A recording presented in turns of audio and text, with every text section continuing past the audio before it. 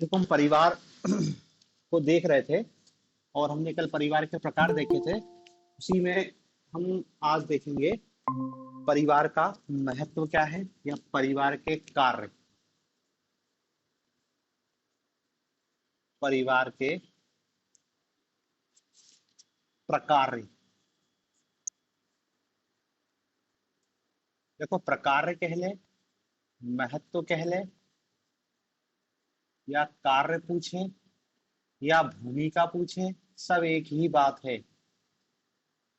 Role, importance, function, सब एक ही चीज है। ठीक है ना। कार्य बताओगे तो वही होता है, फंक्शन क्या, भूमिका है, उसका रोल क्या है, एक ही बात है हमको। तो परिवार की क्या भूमिका है ये हमको बताना है। अब देखो परिवार में हम सब रह रहे हैं, हम परिवार में रह रहे हैं, आसानी से जानते हैं कि परिवार की क्या भूमिका है व्यक्ति के जीवन में। हम तो परिवार में ही रह रहे हैं ना, परिवार में ही हमारा पालन पोषण हो रहा, परिवार ही हमको खिला रहा पिला रहा। लेकिन अब थोड़ा सा क्या है कि हमको जब आंसर लिखना है तो सिस्टमेटिक लिखना पड़ेगा। हम परिवार के प्रकारों को या उसके कार्यों को अलग अलग कैटेगरी में डिवाइड करके लिखेंगे।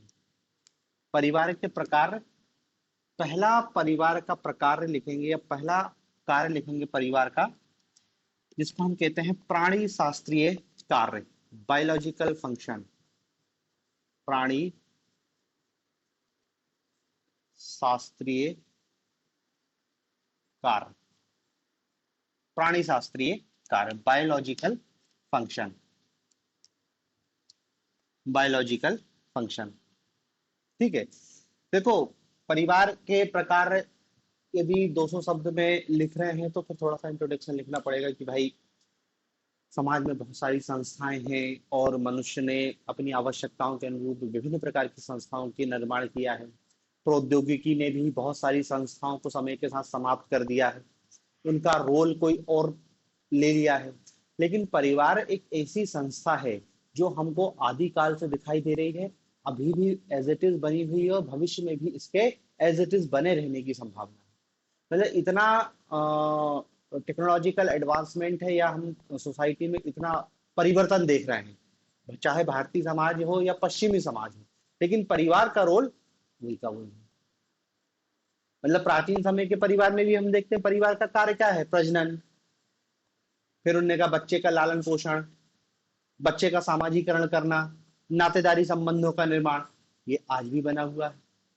तो मतलब ये परिवार के इंपॉर्टेंस को दिखा रहा है कि हम इतना कुछ परिवर्तन देख रहे हैं, लेकिन समाज की एक ऐसी संस्था है फैमिली जो बहुत कम परिवर्तनों के साथ अपना इंपॉर्टेंस बनाए हुए है। नहीं तो क्या है, समय के साथ साथ बहुत सारी संस्थाएं अपना अस्तित्व खो दे रही हैं, अपना इंपॉर्टेंस खो दे रही हैं, लेकिन परिवार एक ऐसी संस्था है जो अपने रोल को बनाए हुए है। चाहो तो उसका इंट्रोडक्शन में लिख लेना, दो तीन लाइन लिख लो, फिर लिखना प्राणी शास्त्री कार्य, हेडिंग डालना परिवार के प्रकार या महत्व। देखो परिवार समाज की आधारभूत इकाई है।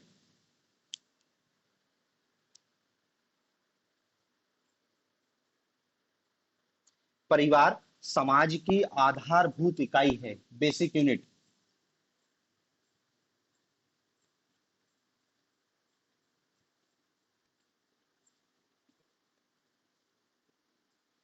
मानव ने अनेक आविष्कार किए हैं, मानव ने अनेक आविष्कार किए हैं,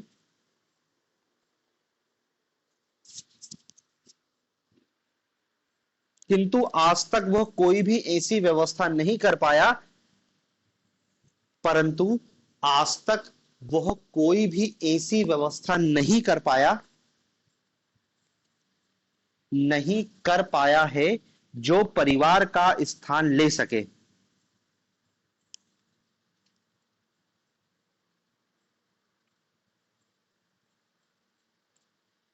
जो परिवार का स्थान ले सके।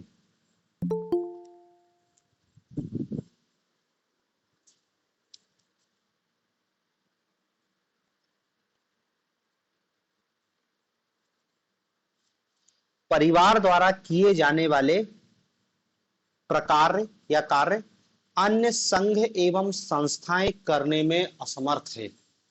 परिवार द्वारा किए जाने वाले कार्य अन्य संघ या संस्थान द्वारा, अन्य संघ एवं संस्थाएं करने में असमर्थ हैं।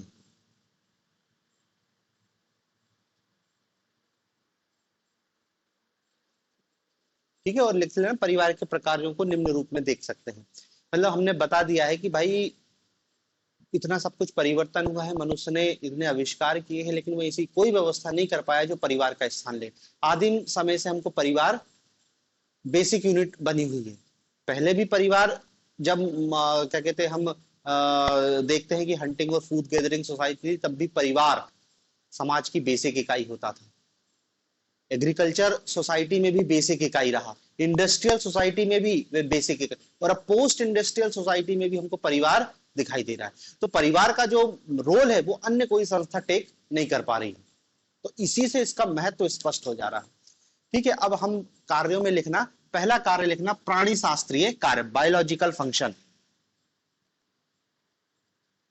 ठीक है, अब देखो इस प्राणी शास्त्रीय कार्य बायोलॉजिकल फंक्शन मतलब क्या है, शारीरिक आवश्यकताओं से संबंधित कुछ कार्य होते हैं जो परिवार करता है। इस प्राणी शास्त्रीय कार्य में पहला कार्य लिखना यौन इच्छाओं की पूर्ति।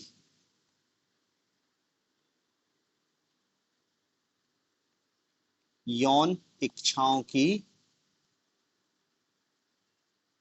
पूर्ति।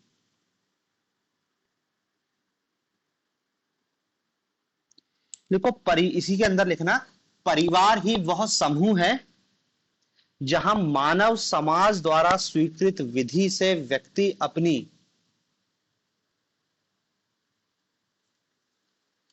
परिवार ही वह समूह है जहां मानव समाज द्वारा स्वीकृत विधि से, जहां समाज द्वारा स्वीकृत विधि से व्यक्ति अपनी यौन इच्छा की पूर्ति करता है।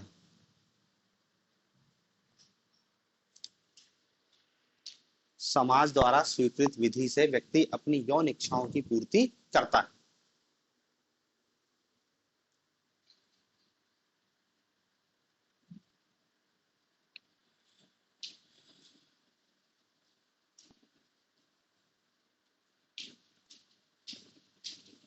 ठीक है, शॉर्ट शॉर्ट में लिख रहे हैं। दूसरा लिख लेना सीधे संतानोत्पत्ति।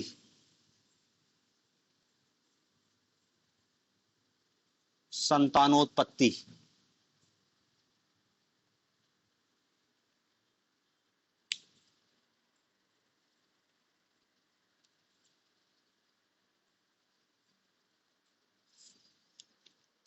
देखो वैध संतानों, वैध संतानों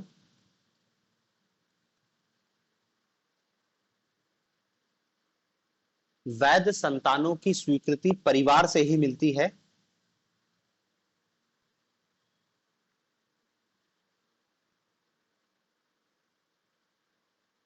परिवार से ही मिलती है।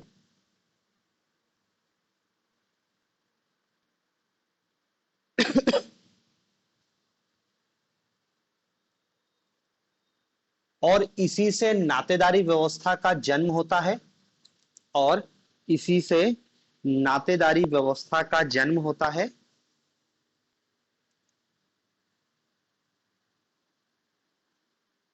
और उत्तराधिकारी तथा वंश नाम व्यवस्थाएं भी इसी से जुड़ी हैं।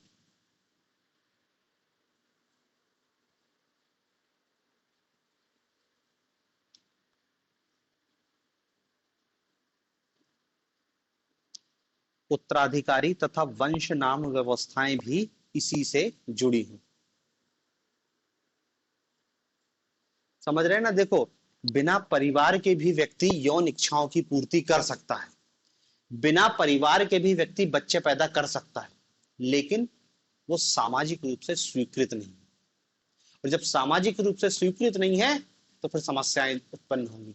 तो एक जो व्यवस्था है, वैलिडेशन है कि हाँ भाई एक परिवार है, परिवार से ही बच्चे का जन्म होता है, तो जब उस परिवार में व्यक्ति का जन्म हुआ है तो उसको उस परिवार का वंश नाम मिलेगा, उस परिवार की संपत्ति पर उस व्यक्ति का अधिकार होगा।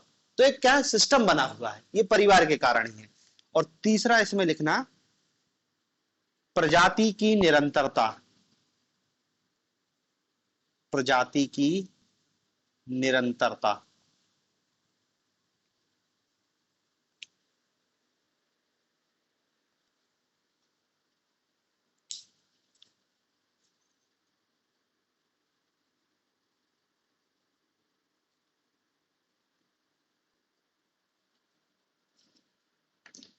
देखो, परिवार ने ही मानव जाति को अमर बनाया है।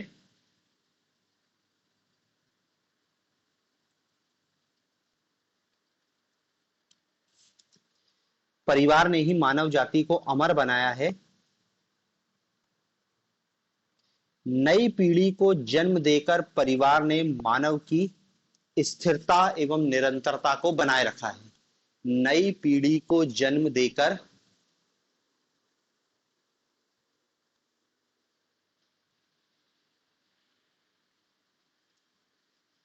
परिवार ने मानव की निरंतरता एवं स्थिरता को बनाए रखा है।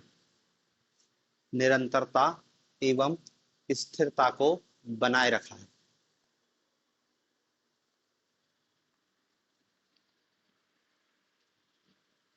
ठीक है। वही यदि परिवार नहीं होगा तो फिर बच्चे की उत्पत्ति और फिर उसका पालन पोषण हो जा नहीं हो पाएगा तो पूरा सिस्टम गड़बड़ा जाएगा। तो देखो, ये प्राणी शास्त्री कार्य हैं जो हम देख रहे हैं कि हाँ भाई, बायोलॉजिकल फंक्शन जो है परिवार निभा रहा है। फिर दूसरा परिवार का कार्य लिखना, शारीरिक कार्य, फिजिकल फंक्शन। शारीरिक कार्य, फिजिकल फंक्शन, फिजिकल फंक्शन।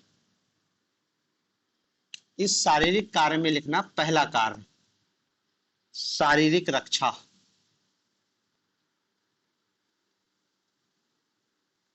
शारीरिक रक्षा।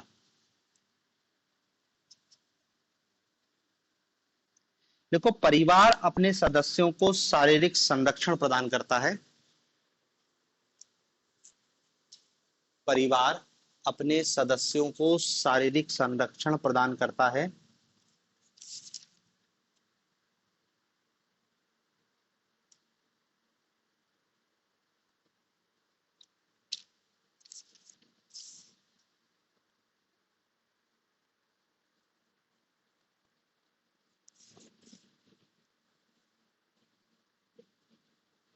वृद्धावस्था, बीमारी, दुर्घटना आदि की अवस्था में परिवार ही सदस्यों की सेवा एवं देखरेख करता है।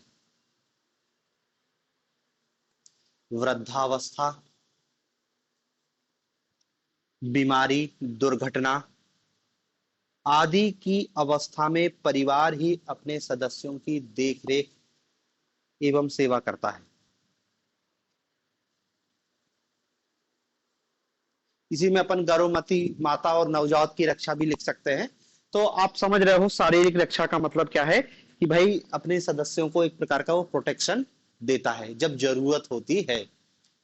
भाई बीमार हो, आपको सेवा शुश्रूषा की जरूरत है, तो परिवार आपकी सेवा करेगा तो आप स्वस्थ हो जाओगे।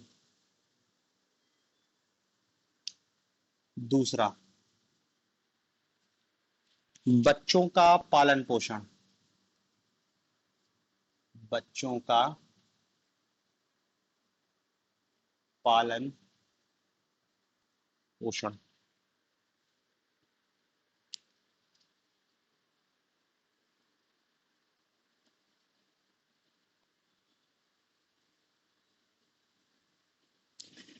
देखो, मानव का शैशव काल लंबा होता है। मानव का शैशव काल लंबा होता है। और इस, क्या लिखा, मानव का शैशव काल लंबा होता है और इस अवधि में उसका लालन पालन परिवार द्वारा ही किया जाता है। का लालन पालन परिवार द्वारा ही किया जाता है। जान ही रहे हैं, मानव का शैशव काल अन्य प्राणियों की तुलना में बहुत लंबा होता है। बच्चे को कम से कम शुरू के 5 साल तो माँ बाप की बहुत ज्यादा जरूरत होती है। 5 साल में वो चलना और बोलना सीख पाता है। फिर भी उसको जरूरत बनी रहती है। हालांकि देखो, वर्तमान में बहुत सारी संस्थाएं हो गई हैं जो परिवार के इस कार्य को कर रही हैं। क्रेंच खुल गए हैं, या फिर ऐसे संस्थान हैं, ऐसे हॉस्टल्स हैं जो बच्चों की देखभाल कर रहे हैं। लेकिन परिवार जो देखभाल करता है अपने बच्चों की, उसमें जो भावनात्मक जुड़ाव होता है वो किसी अन्य संस्थान में नहीं होता। भाई खुद की औलाद को ही पाल रहे हैं ना, तो खुद का प्यार पूरी औलाद को दे रहे हैं। वही यदि प्रोफेशनल है कि भाई जैसे आया रखते हैं, तो वो तो उसका काम है, वो थोड़ी उस रूप में करेगी। तो भले ये फंक्शन कोई और संस्था भी कर रही हो वर्तमान में, लेकिन जो परिवार निभाता है ये रोल, वो कोई नहीं निभा सकता। क्यों? क्योंकि ये भावनात्मक लगाव है इसमें। खुद की औलाद को पाल रहे हैं, कोई दूसरे की औलाद नहीं है। तीसरा लिखना, भोजन का प्रबंध। भोजन का प्रबंध।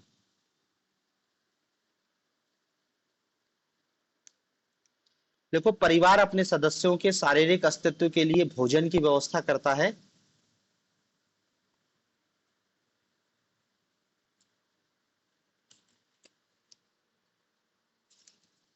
परिवार अपने सदस्यों के शारीरिक अस्तित्व के लिए भोजन की व्यवस्था करता है। आदि काल से ही अपने सदस्यों के लिए भोजन जुटाना, आदि काल से ही अपने सदस्यों के लिए भोजन जुटाना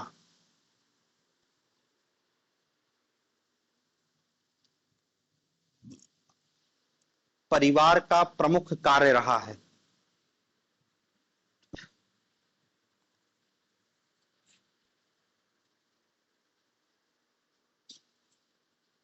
ठीक है, बच्चे को तो लंबे समय तक देख रहे हैं ना, अपने माँ बाप उनको 18-20 साल तक पालते हैं, अपने लिए भोजन की व्यवस्था करके हैं। और देखो, ये एक ऐसा प्रकार है जिसमें बिल्कुल परिवर्तन नहीं, आदिम काल से। हालांकि आदिम काल में जब हंटिंग और फूड गैदरिंग सोसाइटी थी, तो भोजन जुटाना एक सामूहिक क्रिया होती थी। भाई सामूहिक क्रिया मतलब समझ रहे हैं ना, कि सभी लोग मिलकर कंदमूल बीन के ले आ रहे हैं। अब तो लेकिन भोजन जुटाना केवल एक व्यक्ति है जो काम करता है, उसको पैसे मिलते हैं और वो भोजन की व्यवस्था करता है। बाकी बच्चों को तो कुछ भी नहीं करना। तो इस कार्य में तो बिल्कुल परिवर्तन नहीं आया है। चौथा कार्य लिखना इसी में,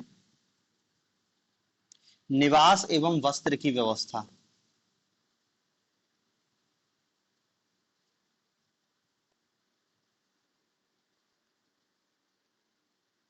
निवास एवं वस्त्र की व्यवस्था।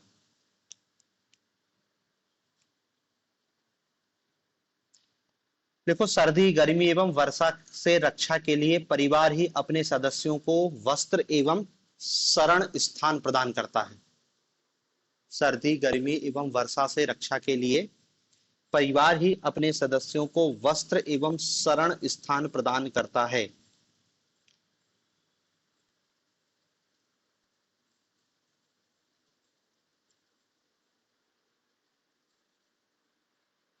समझ रहे ना? रोटी कपड़ा मकान, तीनों की व्यवस्था परिवार करता है, जिसको हम कहते हैं घर। हर व्यक्ति को अपने घर में जाके ही सुकून मिलता है, तो वो घर कौन उसको प्रोवाइड कर रहा है? फैमिली प्रोवाइड कर रही है। तो देखो, ये शारीरिक कार्य के अंतर्गत इतनी बातों को लिखना है। अभी देखो, हमने केवल 2 कार्य लिखे हैं, प्राणी शास्त्रीय कार्य, शारीरिक कार्य। देखो, चाहो तो डायरेक्ट भी लिख सकते हो, वो पूछेगा परिवार के कार्य या महत्व को, तो एक एक करके लिखते जाओ, लेकिन वो थोड़ा सा क्या है, ऑड लगेगा। आप इसको पॉइंट में भी बता सकते हो, और नहीं तो आप यदि पैराग्राफ में लिखना चाहते हो, तो जैसे उन्होंने कहा कि भाई पहला प्रकार लिखा प्राणी शास्त्रीय प्रकार, उसको मिला के लिख दो कि परिवार अपने सदस्यों को वैध और समाज स्वीकृत यौन इच्छाओं की पूर्ति करता है, जिससे संतान उत्पत्ति होती है और मानव जाति अपनी प्रजाति की निरंतरता को बनाए रखे हुए है। एक साथ लिख दिया 3 लाइन के अंतर्गत। दूसरा पॉइंट लिखा शारीरिक कार्य। शारीरिक कार्य में क्या लिख देंगे कि परिवार अपने सदस्यों को शारीरिक सुरक्षा प्रदान करता है, वृद्धावस्था बीमारी असहाय में उसकी सेवा करता है, बच्चों का पालन पोषण की व्यवस्था करता है, उनके लिए रोटी कपड़ा और मकान मतलब भोजन निवास और वस्त्र की व्यवस्था। एक साथ आप लिख सकते हो। मैं इतना अलग अलग इसलिए लिखा रहा हूं कि क्वेश्चन किसी भी रूप में आ जाए। मान लो 50 वर्ड में ही आपसे आ जाए कि परिवार के प्राणी शास्त्रीय कार्यों को लिखिए, अब आप पैराग्राफ लिख के आओगे तो नंबर नहीं मिलेगा, अब आपको पॉइंट में ही लिखना पड़ेगा। परिवार के शारीरिक कार्यों को लिखो तो पॉइंट में ही लिखना पड़ेगा। तो मतलब क्या है कि देखो, आंसर कैसा लिखना है ये क्वेश्चन देख के आपको पता करना, और ये एक कला है जो आपको सीखनी है, क्योंकि हर टाइप से मैं लिखवाऊंगा तो एक ही टॉपिक 1 महीने चलेगा। इसलिए ये आपको विकसित करना है कि हम क्वेश्चन को देख के उसके अनुरूप अपने आंसर को परिवर्तित कर लिखना। ये इससे बाहर कुछ नहीं है, इसके अतिरिक्त तो और कोई नहीं है।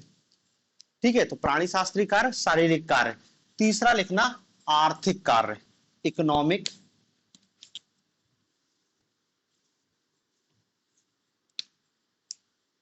आर्थिक कार्य।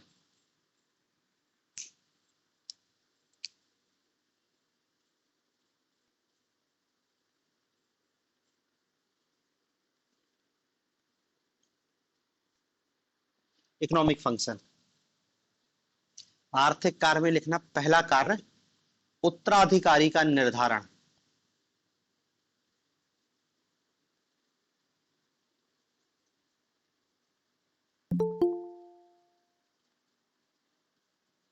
उत्तराधिकारी का निर्धारण।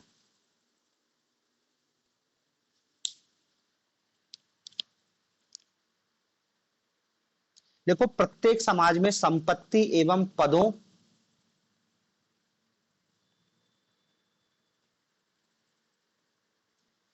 प्रत्येक समाज में संपत्ति एवं पदों का पुरानी पीढ़ी से नई पीढ़ी को हस्तांतरण के लिए व्यवस्था पाई जाती है, और यह व्यवस्था परिवार ही करता है।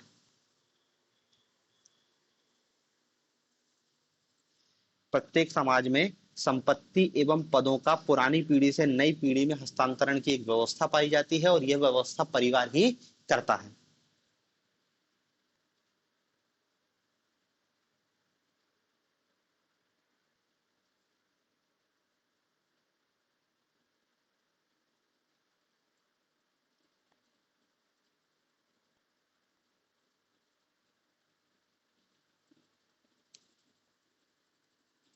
ठीक है ना। हालांकि हर समाज में नियम है। पितृसत्तात्मक समाज में है तो पितृसत्तात्मक समाज में संपत्ति पिता से लड़के को जाएगी। मातृ सत्तात्मक समाज है तो लड़के संपत्ति माता से लड़की को जाएगी। वो अपने समाज का नियम है, लेकिन तय परिवार ही करेगा। दूसरा, उत्पादक इकाई। उत्पादक इकाई। देखो, परिवार उपभोग एवं उत्पादन की इकाई है।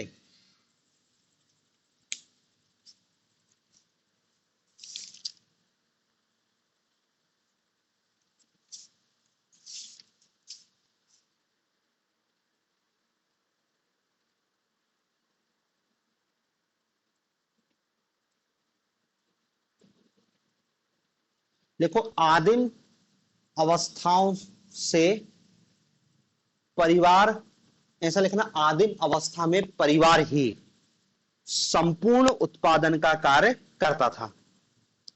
आदिम अवस्था में परिवार ही संपूर्ण उत्पादन का कार्य करता था।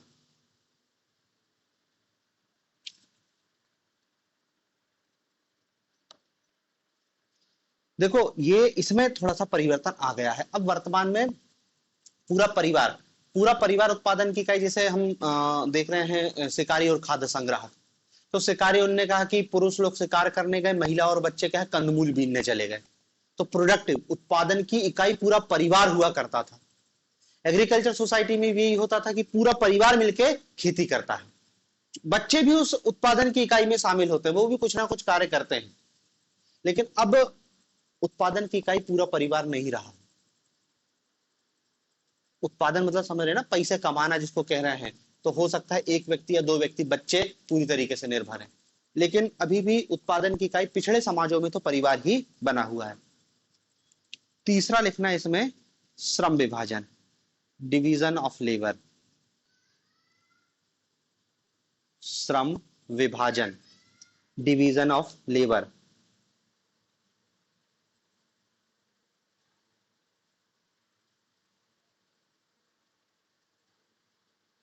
देखो, परिवार में श्रम विभाजन का सबसे सरल रूप देखा जाता है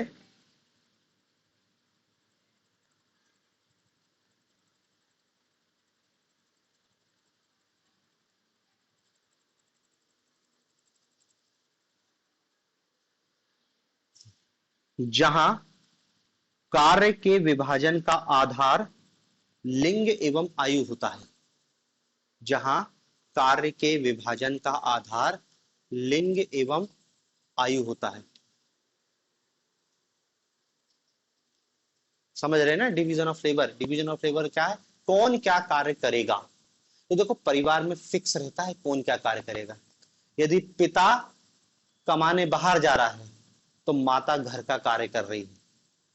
यदि दोनों कमाने बाहर जा रहे हैं तो दोनों मिलकर घर का कार्य कर रहे हैं। लिंग और आयु के आधार पर, लिंग मतलब हम इन सामान्यतः सोसाइटी की बात कर रहे हैं, अब तो इसमें भी परिवर्तन आ गया है। लिंग के आधार पर मतलब यही है कि महिलाएं घर का काम करेंगी, पुरुष बाहर का कार्य करेगी। आयु, छोटे बच्चों से छोटा कार्य कराया जाएगा। ठीक है, उनका बच्चे हैं तो बोलते ठीक है झाड़ू लगा दे, उनका एक गिलास पानी लिया, बच्चों से तो इसे काम कराया जाएगा ना। तो लिंग और आयु दोनों चीज से कार्य का बंटवारा किया जाता है, लेकिन कार्य का बंटवारा होता है। क्योंकि देखो हर घर में तो ऐसा नहीं है ना कि अमीर है कि उनने 50 नौकर लगा के रखे जो अपना सब कार्य कर रहे हैं। यहाँ तो परिवार एक यूनिट के रूप में रह रहा है और वो पूरा मिलके कार्य करता है। पिता बाहर कमाने गए हैं, माँ घर का काम कर रही है, बच्चों से उसी में मदद ली जा रही है। उनने कहा कि दुकान से सामान ले आना जाके, ये भी तो कार्य है ना। तो ये भी कौन कर रहा है? तो ये डिवीजन ऑफ लेबर है। इसी को कहते हैं डिवीजन ऑफ लेबर की कार्य का बंटवारा, कौन क्या कार्य करेगा ये परिवार ही तय करता है। चौथा लिखना इसमें, आय तथा संपत्ति का प्रबंधन।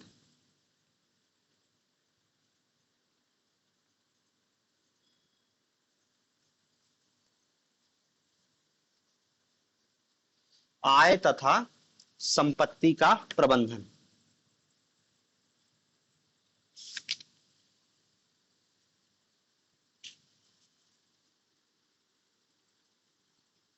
देखो अपनी आय को परिवार कैसे खर्च करेगा,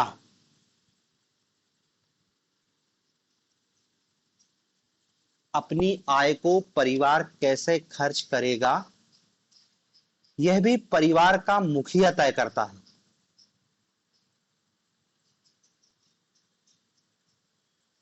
यह भी परिवार का मुखिया। अब देखो इसमें भी बदलाव आ गया, कोई जरूरी नहीं है परिवार का मुखिया, हो सकता पति पत्नी दोनों मिलकर तय करते हैं कि खर्चा क्या करना है। और पहले कल ही बताया, आजकल तो क्या है, चिल्ड्रन ओरिएंटेड फैमिली है, बच्चा केंद्रित परिवार है, तो ज्यादातर तो बच्चे तय करते हैं कि क्या होगा। लेकिन फिर भी अभी हम यही लिख रहे हैं कि यह भी परिवार का मुखिया तय करता है और प्रत्येक परिवार अपनी संपत्ति की देखरेख और सुरक्षा भी करता है। प्रत्येक परिवार अपनी संपत्ति की देखरेख एवं सुरक्षा भी करता है। समझ रहे ना? परिवार के पास जो भी चल अचल संपत्ति है, जमीन है, घर है, सोना चांदी है, तो उसकी देखभाल परिवार ही करता है।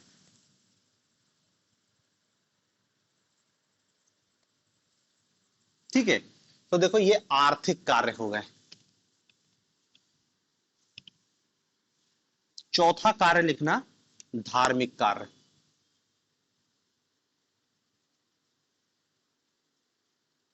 धार्मिक कार्य।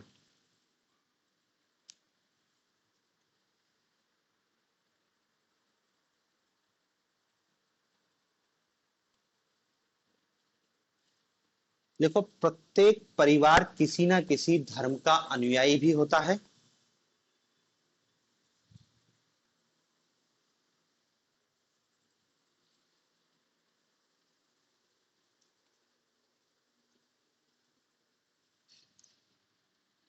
और परिवार अपने सदस्यों को धार्मिक शिक्षा, धार्मिक प्रथाएं, त्योहार आदि का ज्ञान कराता है।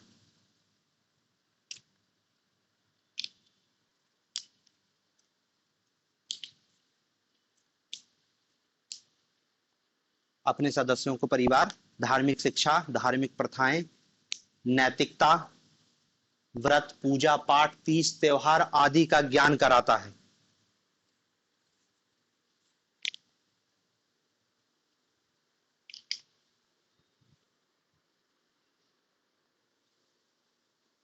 समझ रहे हैं ना?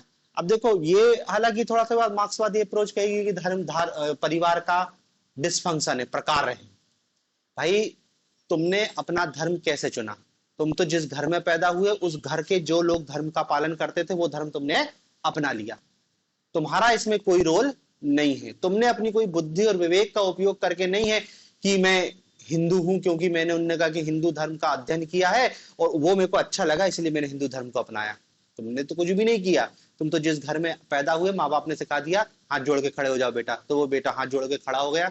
उसी को पूजा पाठ तीज त्योहार सारे चोचले तुमने सिखा दिए उसको। तो एक परिवार ही व्यक्ति को धार्मिक बनाता है। तो अब प्रकार में भी अपन परिवार के प्रकार तक नहीं जा रहे हैं, अपन उतने समाजशास्त्र के डिटेल में नहीं जा रहे हैं।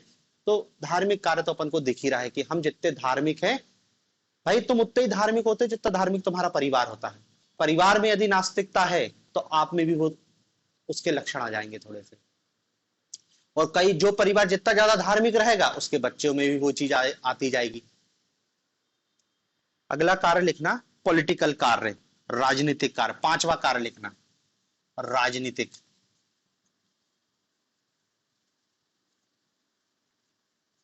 राजनीतिक कार्य।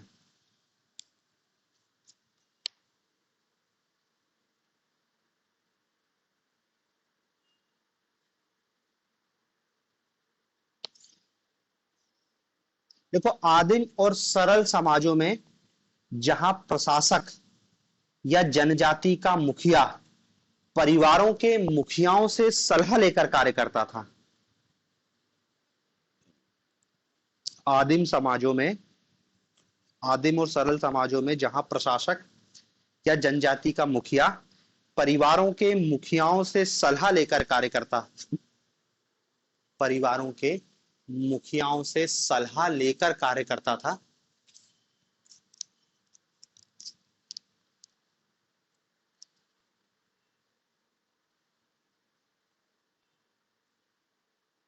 भारत में संयुक्त परिवारों में कर्ता ही प्रमुख प्रशासक होता है। भारत के संयुक्त परिवारों में कर्ता ही प्रमुख प्रशासक होता है। संयुक्त परिवारों में कर्ता ही, कर्ता मतलब मुखिया ही प्रमुख प्रशासक होता है।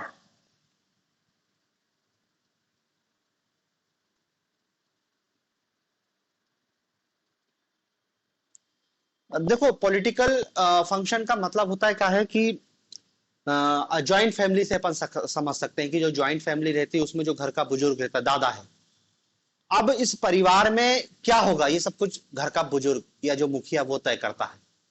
किसको कितनी संपत्ति मिलेगी, किसका शादी ब्याह कैसा होना है। जो ज्वाइंट फैमिली उसमें वो जो ज्वाइंट फैमिली रह रहे वो आसानी से समझ सकते हैं कि घर का मुखिया ही सब कुछ तय करता है। दो भाइयों के बीच लड़ाई हो गई है तो वो एक जज की भूमिका निभाएगा। कौन पढ़ने बाहर जाएगा, कौन को कपड़े कब दिलाने हैं, सब कुछ वो मुखिया तय करता है। तो वो उसकी पॉलिटिकल फंक्शन कहते हैं हम उसको। छठवां लिखना सामाजिकरण का कार्य। सामाजिकरण का कार्य।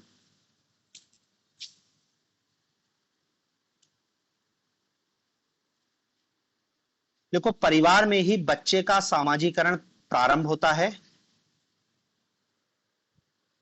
परिवार में ही बच्चे का सामाजिकरण प्रारंभ होता है और वह एक जैविक प्राणी से सामाजिक प्राणी बनता है।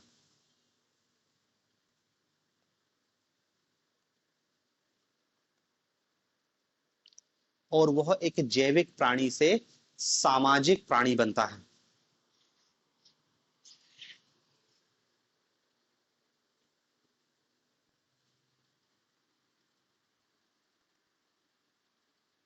परिवार ही उसे समाज के रीति रिवाजों, प्रथाओं, परंपराओं, रूढ़ियों और संस्कृतियों का ज्ञान कराता है।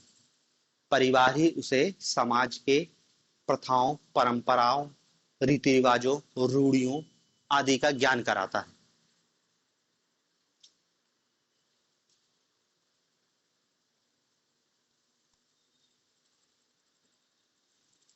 ठीक है ना। देखो सामाजिकरण मतलब समझ रहे हैं, सामाजिकरण मतलब होता है सीखने की प्रक्रिया।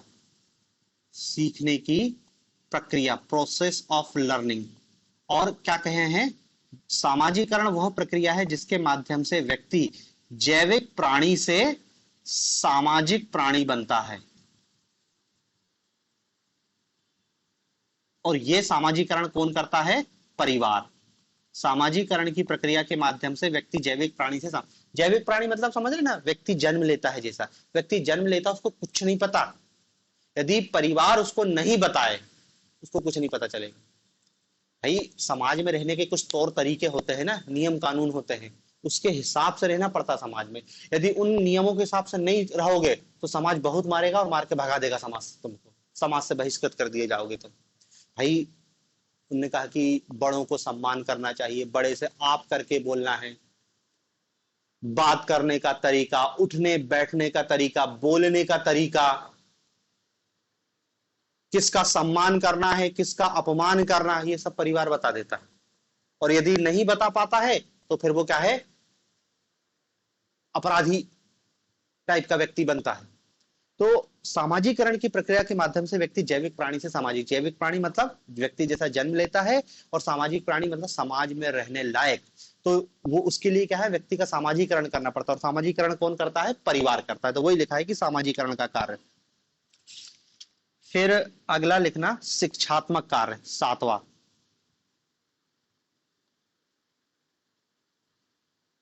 शिक्षात्मक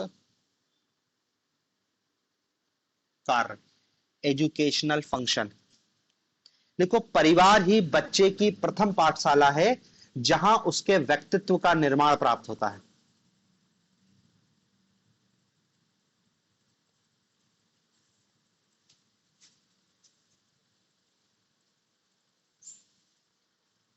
परिवार ही बच्चे की प्रथम पाठशाला है जहां उसके व्यक्तित्व का निर्माण होता है। परिवार के द्वारा दी गई शिक्षाएं जीवन पर्यंत, परिवार के द्वारा दी गई शिक्षाएं जीवन पर्यंत आत्मसात होती रहती है।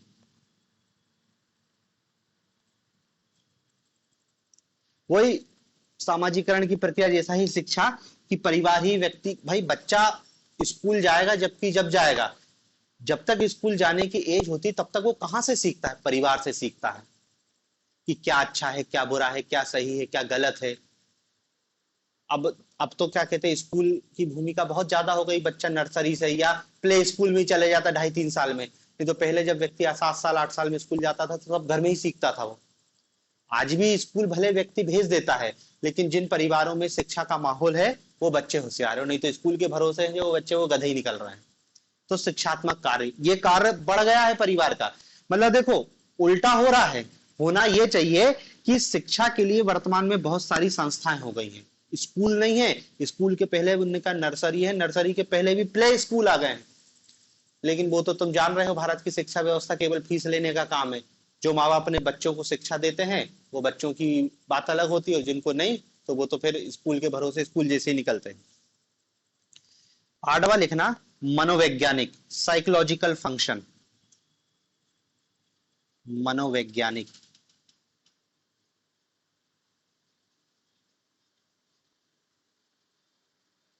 देखो परिवार अपने सदस्यों को मानसिक सुरक्षा और संतोष प्रदान करता है।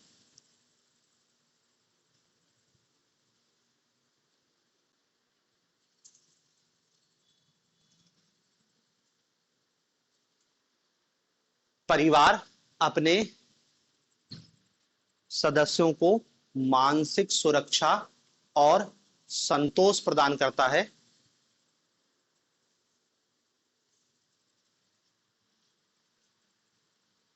परिवार के सदस्यों में परस्पर प्रेम, सहानुभूति और सद्भाव पाया जाता है, जिससे बच्चे में आत्मविश्वास पैदा होता है।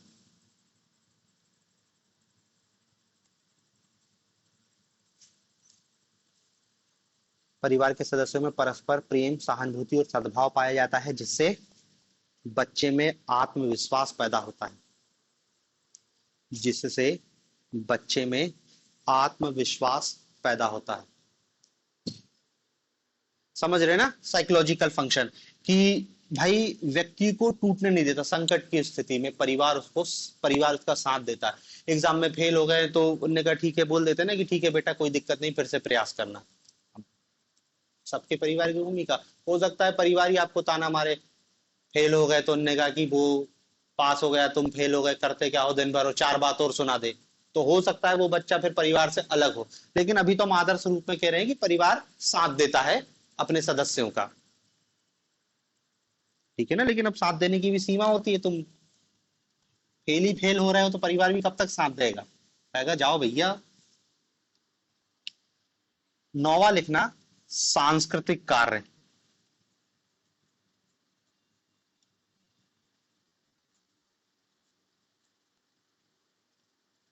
सांस्कृतिक कार्य, देखो परिवार ही समाज की संस्कृति की रक्षा करता है तथा नई पीढ़ी को संस्कृति का ज्ञान प्रदान करता है।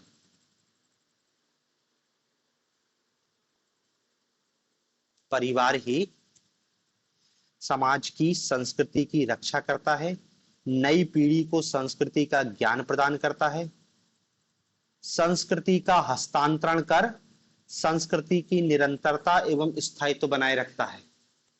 संस्कृति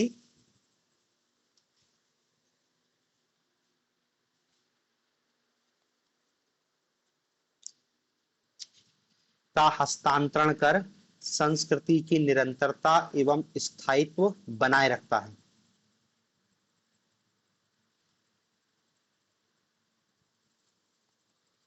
समझ रहे, संस्कृति कल्चर एक पीढ़ी से दूसरी पीढ़ी कैसे परिवार ही पहुंचाता है। अब संस्कृति क्या होती है इसको अपन आगे पढ़ेंगे, अपना टॉपिक है कल्चर। 10वां लिखना,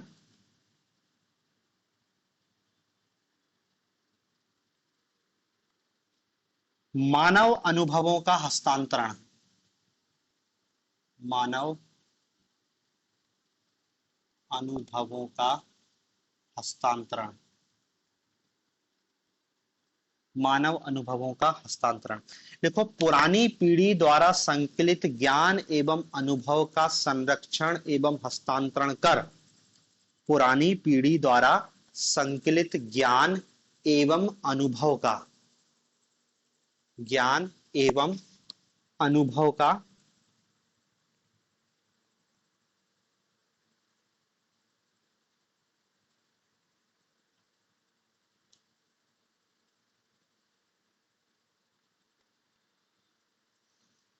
संरक्षण एवं हस्तांतरण कर परिवार समाज को अपना अमूल्य योगदान देता है। परिवार समाज को अपना अमूल्य योगदान देता है।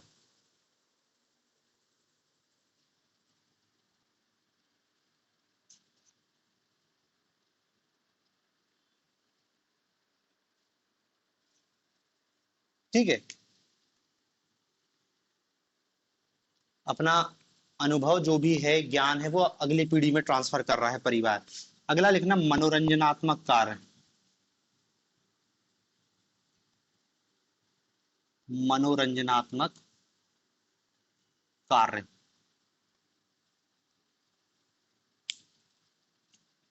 देखो परिवार में मनाए जाने वाले त्योहार उत्सव आदि परिवार में मनोरंजन का कार्य करते हैं। परिवार में मनाए जाने वाले त्योहार उत्सव बहुत कुछ लिख लो, जो भी परिवार में होता है, धार्मिक कर्म कांड सब कुछ, ये सब क्या है, मनोरंजन के साधन है। अब परिवार में शादी हो रही है तो शादी का मतलब क्या, 1 महीने आपका मस्त टाइम पास होगा। फिर उन्होंने कहा कि कथा है, 2-4 दिन उसी में टाइम पास चल रहा है, मनोरंजन तो कर रहे हैं ना। तो ये भी परिवार का एक कार्य है। और देखो इस ये कार्यों में कमी आते जा रही है धीरे धीरे करके।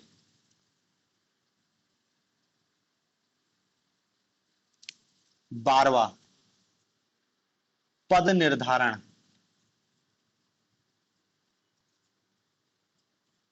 पद निर्धारण,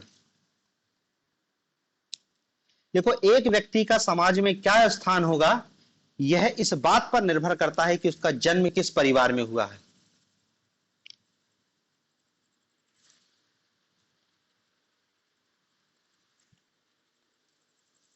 एक व्यक्ति का समाज में क्या स्थान होगा यह इस बात पर निर्भर करता है कि उसका जन्म किस परिवार में हुआ है।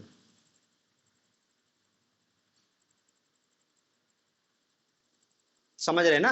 हालांकि देखो समाज में व्यक्ति की भूमिका व्यक्ति खुद बनाता है, वो अचीव करता है। आप आईएएस बन जाओ, कलेक्टर बन जाओ, समाज में आपकी बहुत इज्जत होगी। आप किसी भी परिवार में जन्मे, उससे कोई फर्क नहीं पड़ता है। आपने यदि किसी पद को प्राप्त कर लिया है तो आपको समाज में उच्च सम्मान मिलेगा। लेकिन जब तक तुमने कछु नहीं किया है तब तक तो तुम्हारी पहचान परिवार से ही रहेगी। तो मुकेश अंबानी के घर पैदा हुए होते तो फिर अलग ही दुनिया थी तुम्हारी। तो आप किस परिवार में पैदा हुए हो, आज भी समाज में आपका रुतबा उसी से तय होता है। हालांकि फिर जब तुम अचीव कर लोगे तो तब की स्थिति अलग होगी, लेकिन जब तक कुछ अचीव नहीं करते तब तक तो परिवार से ही तुम्हारी पहचान बनेगी। और अगला लिखना 13वां कार्य, सामाजिक नियंत्रण, सोशल कंट्रोल। सामाजिक नियंत्रण।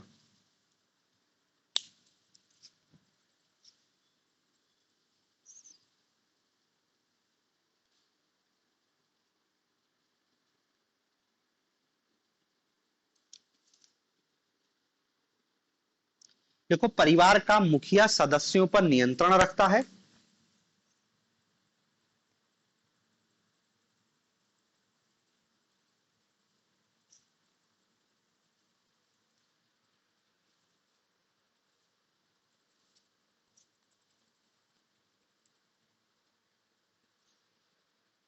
उन्हें समाज की प्रथाओं, परंपराओं, रूढ़ियों एवं कानूनों के अनुरूप आचरण करने के लिए प्रेरित करता है। उन्हें समाज के प्रथाओं, परंपराओं, रूढ़ियों आदि के अनुरूप आचरण करने के लिए प्रेरित करता है और ऐसा ना करने पर उन्हें दंड भी देता है। ऐसा ना करने पर उन्हें दंड भी देता है।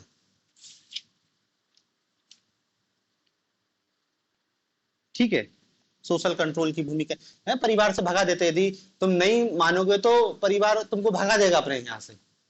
परिवार भगा देगा तो कहाँ जाएगा, रोटी कपड़ा मकान की कोई व्यवस्था नहीं है। ठीक है, तो देखो ये बेसिकली परिवार के प्रकार हैं, कार्य हैं, भूमिका, महत्व, कुछ भी पूछे आपको यही लिखना है। थोड़ा डिटेल में लिखे हैं आपको, लेकिन एक एक पॉइंट में भी बताने की स्थिति में होना चाहिए। आप यदि 200 वर्ड में भी लिख रहे हो तो आपको लगभग ये 10 पॉइंट बताने की स्थिति होनी चाहिए। ठीक है, तो ये